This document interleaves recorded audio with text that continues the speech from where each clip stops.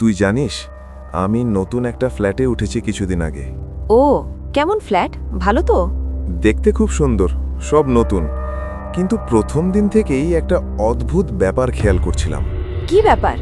লিফটে একটা বোতাম আছে 7, কিন্তু ওই ফ্লোরটা নাকি বন্ধ। বন্ধ মানে? গার্ড বলল ওখানে কেউ থাকে না বহু বছর ধরে। আরে এসব তো অনেক জায়গায় বলে। আমিও তাই ভেবেছিলাম, কিন্তু সেদিন রাতেই সব বদলে গেল। কি হয়েছিল?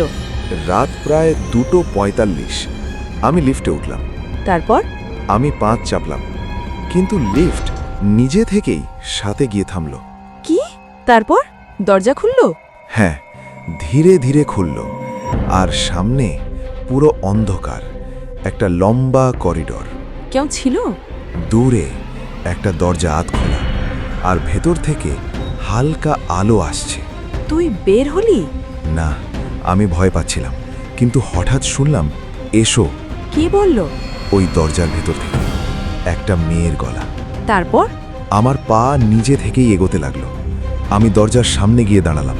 ভেতরে কি দেখলি? একটা মেয়ে পেছন ফিরে দাঁড়িয়ে। মুখ দেখলি? সে ধীরে ঘুরল।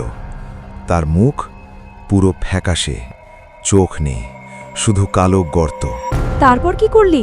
আমি দৌড় দিলাম, লিফটে ঢুকে দরজা বন্ধ করলাম। লিফট নামলো? না, লিফটের দরজা আবার খুলে গেল, আর দেখি ওই মেয়েটা ঠিক সামনে দাঁড়িয়ে। কি বলছিস তুই? ধীরে সে বলল, এই ফ্ল্যাট এখন তোমার না। তারপর? পরের দিন জানতে পারলাম 7 তলায় আগে একটা পরিবার থাকত। এক রাতে আগুন লেগে যায়। সবাই মারা যায়? হ্যাঁ, আর সেই মেয়েটা শেষবার লিফটে ঢোকার চেষ্টা করছিল, কিন্তু পারেনি। মানে সে এখনো? হ্যাঁ, আজও যখন রাত 3টের কাছাকাছি হয়, লিফট নিজে থেকেই সাথে থামে। তুই এখনো ওখানে থাকিস? থাকি, কিন্তু এখন আমি কখনোই একা লিফটে উঠি না।